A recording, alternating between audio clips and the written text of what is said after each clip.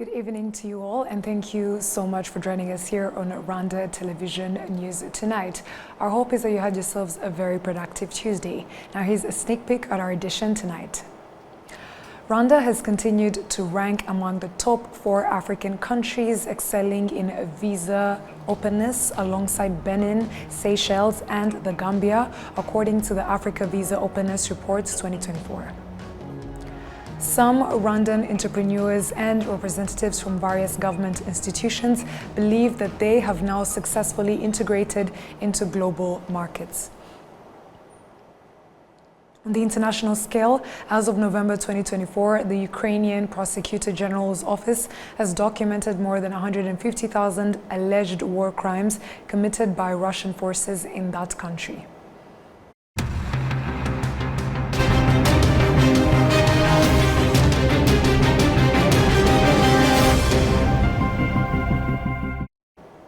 It is a pleasure and honor to have you tonight, and we're coming to you straight from the heart of Africa, Kigali. My name is Martina Abera.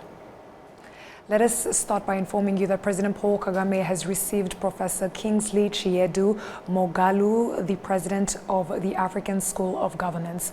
Launched in October 2024, the school located in Kigali will offer world-class graduate programs in policy, research, governance, leadership, and management aimed to develop future leaders on the African continent. Rwanda has continued to rank among the top 4 African countries excelling in visa openness alongside Benin, Seychelles and the Gambia, according to the Africa Visa Openness Report 2024. These countries do not require visas for any African travelers, maintaining their leadership positions as in previous years. The policy aligns with efforts to promote free movement, trade and integration within the continent. Eritrea, Equatorial Guinea, Sudan, Libya and Western Sahara rank lowest in terms of visa openness, a reflection of minimal efforts to ease travel restrictions. Out of Africa's 54 countries, 17 countries improved their scores compared to last year. 15 revised their visa policies positively, 29 countries maintained their score and 8 regressed. Visa-free or visa-on-arrival policies dominate among lower income and lower middle income countries, with 18 of the top 20 nations falling into these categories. Wealthier nations tend to retain stricter visa requirements. East and West Africa dominate the top 20 rankings, with 16 countries represented. North Africa features only Mauritania, while Southern Africa has 3 representatives: Madagascar, Mauritius and Mozambique. The report advises countries with restrictive visa policies to revise them, emphasizing the importance of visa openness in driving trade by facilitating cross-border business integration through strengthening regional collaboration and economic growth via boosting tourism and investment opportunities. This annual ranking by the African Development Bank and the African Union serves as a call for increased inter-African cooperation and improved mobility across the continent. Some Rwandan entrepreneurs and representatives from various government institutions believe that they have now successfully integrated into global markets, enabling them to source high-quality products in larger volumes and at more competitive prices compared to the past, when they were reliant on imports from neighboring countries. We have more of this story from Olive Nete. In Kigali City, newly imported clothes and shoes from international markets, including China, India, Dubai, Turkey and other regions, are prominently displayed in shopping malls. François Ategekimana, a prominent shoe and clothing trader, acknowledges the benefits of expanding into global markets, which has allowed him to diversify his imports beyond neighboring countries. This view is echoed by entrepreneur Ndagijimana Emmanuel, who highlights that they have also been supported with assistance in securing airline tickets. The cost of airline tickets has also decreased. Previously, tickets could cost as much as $1,500, and much of your capital would go toward transporting goods by air. But now, we can travel to international markets such as China and see things for ourselves. we have direct access to the industries where they produce high-quality goods, even custom items. Since this shift, trade has significantly boosted, especially since we began importing directly from international markets. Previously, buying goods from someone imported from China felt like paying for transportation twice, but now we can access those markets directly, discovering new products and benefiting from more affordable prices by negotiating directly with manufacturers or the international market instead of going through intermediaries. It's become easier to sell in our local markets. According to Bayingana Geoffrey, an employee at the Rwanda Medical Supply, a company responsible for importing and distributing medicines and medical equipment, gaining access to international markets and major global industries has also brought significant benefits to the government. One, we are going to manufacturers and we are getting benefits not only for buying products, but we also benefit from other programs. We have seen many other manufacturers have different other programs that are included into training for physicians, awareness for early screening and detection, especially for NCDs. So we are tapping into all these opportunities. So we are not only benefiting from the products, but we're also benefiting from these other programs. Today, we are looking at also equipment. So people give us equipment. They transfer knowledge to Rwanda. They train our local engineers here who will manage the equipment and maintenance. So that is a double gain for us because we get the equipment on a lower price, but we also get that training, that knowledge transferred to Rwanda. Walter Hunde, the spokesperson for the Private Sector Federation, explained that travelers who previously relied on buses to journey to neighboring countries have come together to establish two companies, the first being the Heart of Africa and the second, the Nine United. Starting with a fleet of 100 trucks, these companies have since expanded to 200 trucks, enhancing their operational capacity and efficiency. Nowadays, those who used to retail clothes from China or Turkey are asking themselves why not sew them locally here in Rwanda. As a result, they travel to those countries to purchase equipment like sewing machines, enabling them to become investors in Rwanda. This shift has not only boosted foreign investment in East Africa, but also inspired us with new ideas.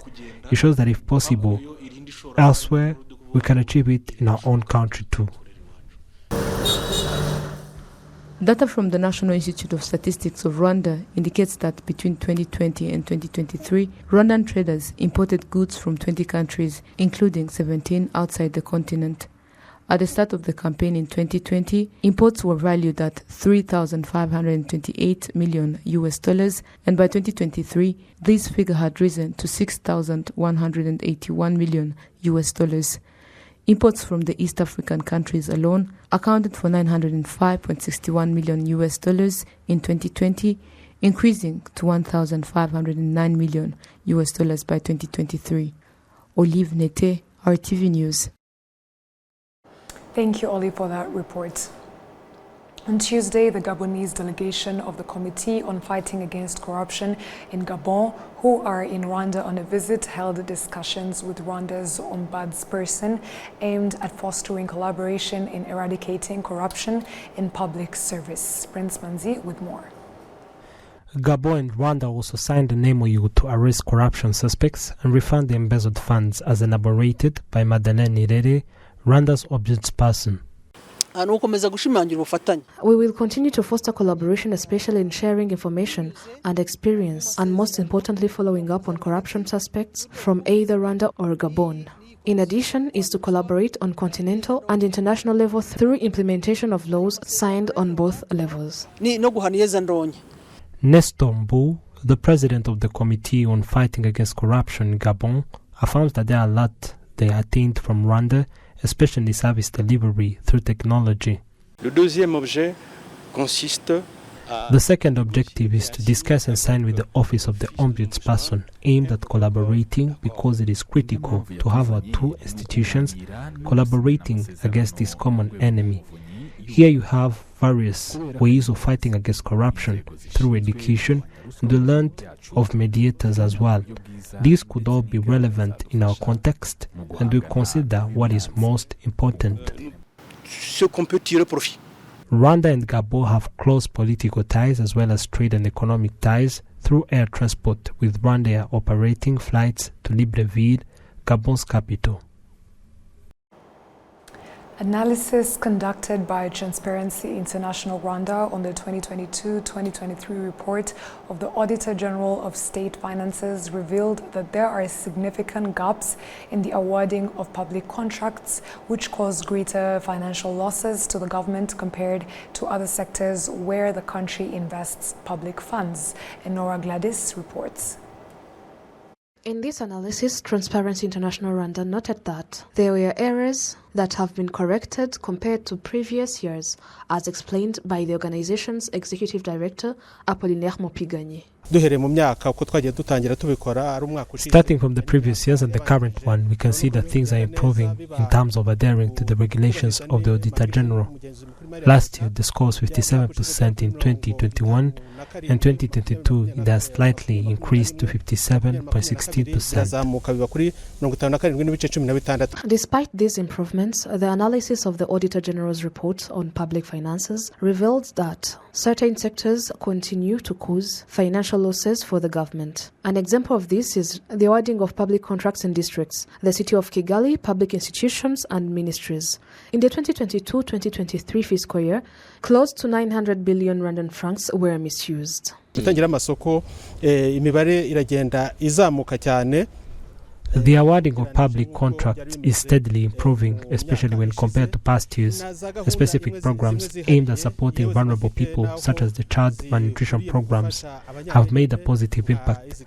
For example, in Huye district, assistance took over 600 days to reach the beneficiaries, while in Gakenke district, funds have still not yet reached the beneficiaries, with delays of over 2,000 days. These programs aim to lift people out of poverty and improve their livelihood.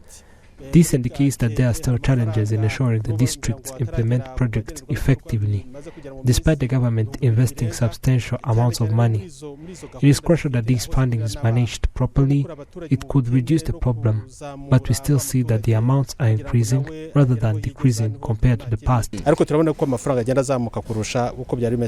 The project's manager at the Ministry of Local Government, Theoneste Twahirwa, emphasized that this analysis highlights areas that still require correction to ensure better use of government funds invested in development projects.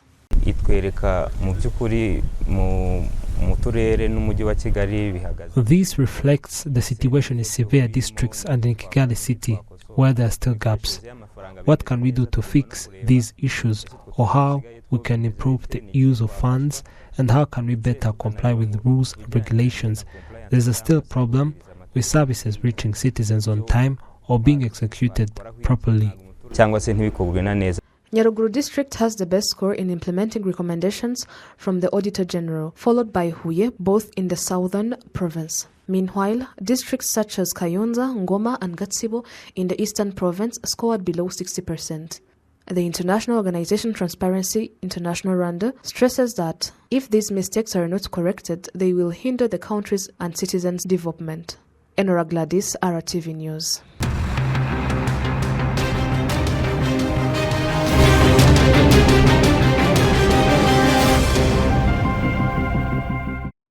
We would like to thank you for sticking with us on RwandaTV News, and a warm welcome back to other stories making headlines on the international scene. Starting over with Ukraine, as of November 2024, the Ukrainian Prosecutor General's office has documented more than 150,000 alleged war crimes committed by Russian forces in that country. This number continues to grow as experts highlight systemic breaches of international law, including attacks on civilians, critical infrastructure, and cases of torture and sexual violence. VOA has the details. It shows Russian soldiers shooting 3 unarmed Ukrainian soldiers in the Donetsk region. One of those soldiers was later captured by Ukrainian forces and reportedly admitted to the killings. We got no time to mess around with prisoners. We don't take prisoners. They gave the command, shoot. So we got those 3 and done. As of early October 2024, the Office of the Prosecutor General of Ukraine says Russian soldiers have executed 93 Ukrainian fighters on the battlefield. It's not uncommon for Russian soldiers to film these executions and then upload them online. We see a wide array of violations of international law. Some of these violations pertain to the conduct of hostilities, attacks against civilians and civilian objects, attacks against medical infrastructure, the energy infrastructure. We see personal integrity violations when it comes to torture, to sexual violence. Representatives of the Center for Civil Liberties in Ukraine are also engaged in collecting evidence of war crimes. With other Ukrainian organizations, they created an initiative called Tribunal for Putin. So far, they documented some 82,000 alleged war crimes committed by Russian forces. Based on those records, they have prepared 6 appeals to the International Criminal Court, or ICC. It's not just an isolated action of a crazy Russian soldier. It's a policy that is supported by science that orders had preceded the executions, and such orders are being carried out in various parts of the front line. It shows orders come from a high level, higher than just an officer of some unit. In particular, the international organization Human Rights Watch believes 10 Russian military commanders were responsible for crimes committed in Ukraine's Mariupol city in 2022. At the top of that list is Russia's President Putin. The ICC issued an arrest warrant for Putin in 2023. Our report calls for President Putin and other senior officers to be investigated for war crimes committed in the city at the time. In addition, states all around the world can use what's called the principle of universal jurisdiction to arrest and prosecute any of these officials that step on their soil.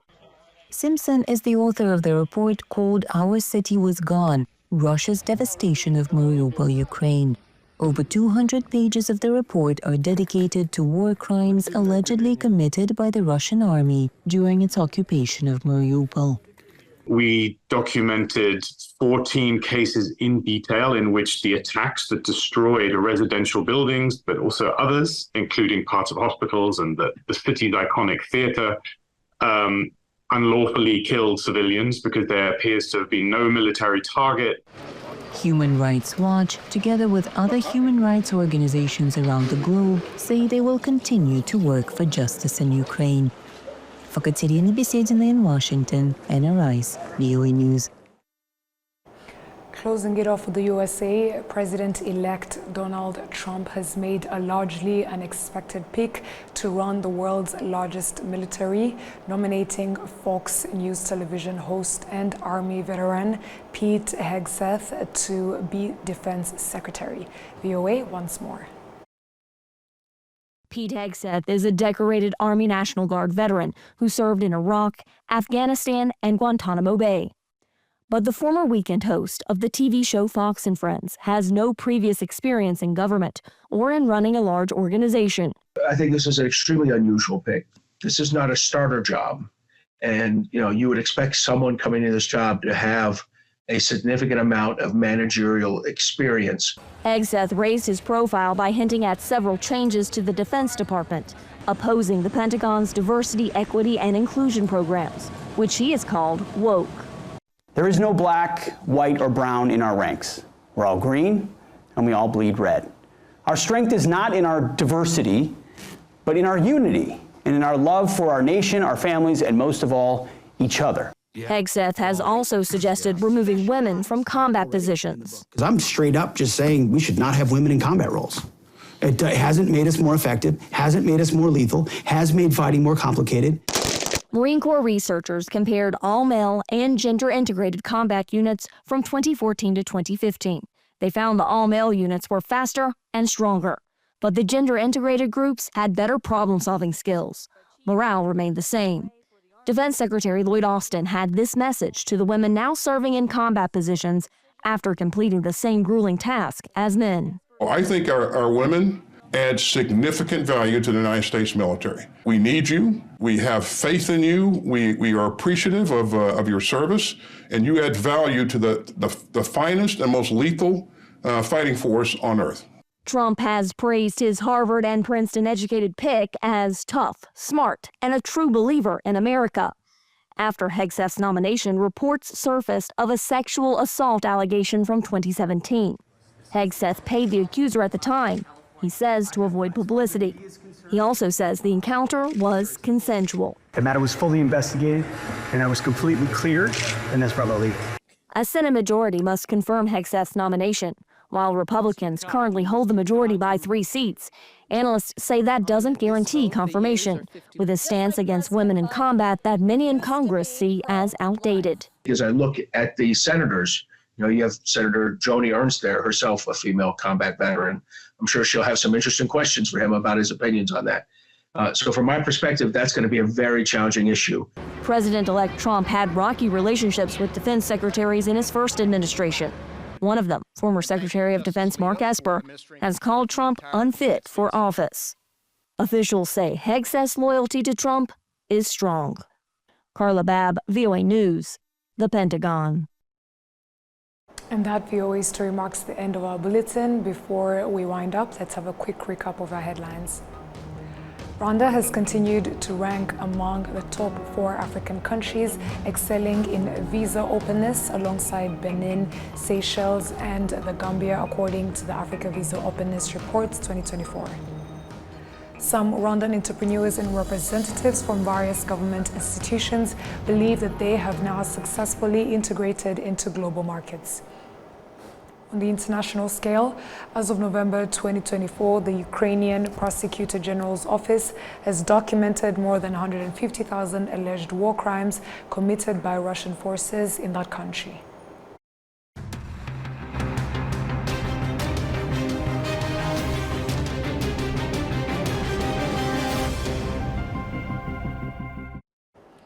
On behalf of the news production team as well as the technical team, we would like to thank you for sticking with us on RTV News.